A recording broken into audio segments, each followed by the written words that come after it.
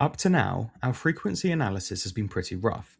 Find the most common ciphertext letter, assume it is the encryption of E, and read off the shift. It works most of the time, but the moment two letters tie for first place, or the message is short enough that random noise drowns out the signal, the recipe falls apart on us.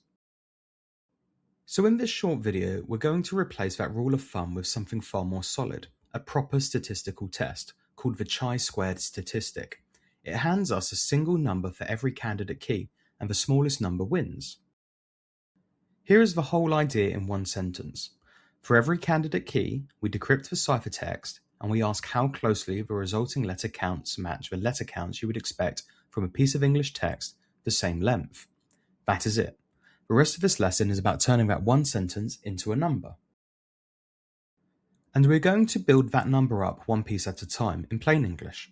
For each letter of the alphabet, we start by taking its observed count in our decrypted text, how many times it actually appears, and subtracting the expected count, which is how many times we would expect it to appear if the text were normal English. The difference might come out positive or negative depending on which way the letter went, and we do not really care about the direction, only the size of the gap, so we square it. Squaring throws the sign away, and as a useful bonus, it makes big differences count for far more than small ones. Next, we divide by the expected count. This last little step is the trick that makes chi-squared fair.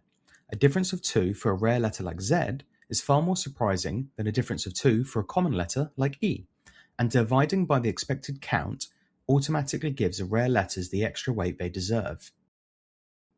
And finally, we run that exact same calculation for every letter from A to Z, and we add all 26 results together.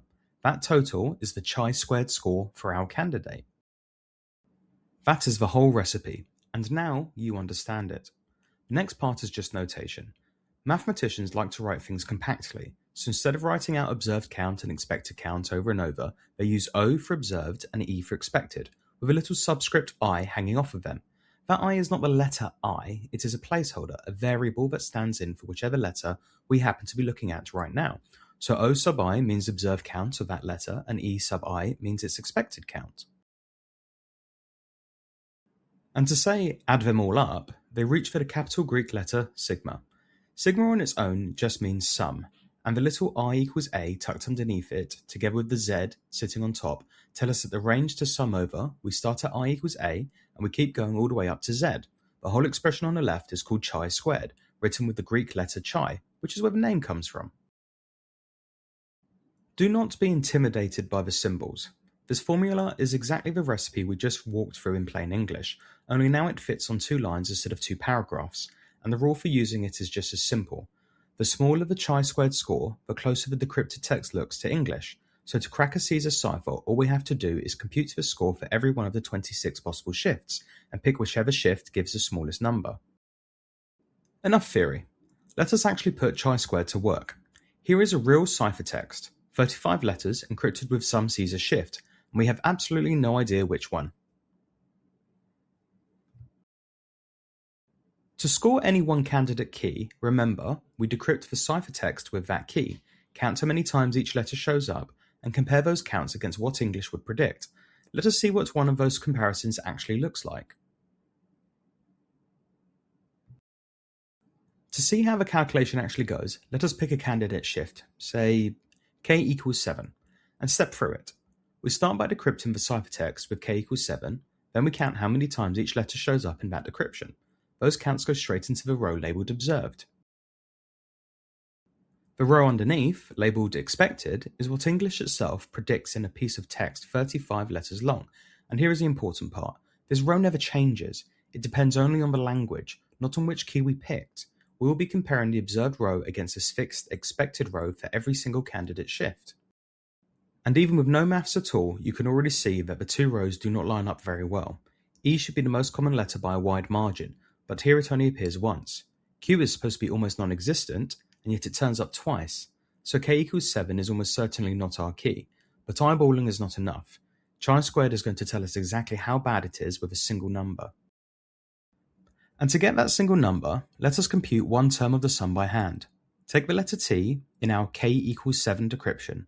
T appears just once, so the observed count is 1. Its expected count is the English frequency of t, 9.06%, multiplied by a message length, 35, and that works out to be about 3.17. Plug those two numbers straight into the formula. 1 minus 3.17 squared divided by 3.17, and that gives us roughly 1.49. That is the letter t's contribution to the total chi-squared score for this candidate. Now repeat the same calculation for the other 25 letters and add them all up. For k equals 7, the total comes out to roughly 248. That sounds like a lot, but on its own the number means almost nothing. The whole point of chi-squared is the comparison, and to make that comparison, we need to compute the same number for every other candidate shift and see which one comes out smallest. So we do exactly that. We run the same calculation for every shift from 0 through to 25. 26 chi-squared scores in total, and plotting them all on a single chart gives us this picture. And there is our answer. The smallest chi-squared score sits at k equals 3. No tie-breaking, no manual hypothesis testing, no squinting at the ciphertext for the most common letter, just one number per candidate, and the smallest number wins. And of course, this is the moment of truth. Let us actually decrypt the ciphertext with k equals 3 and see whether chi-squared was right.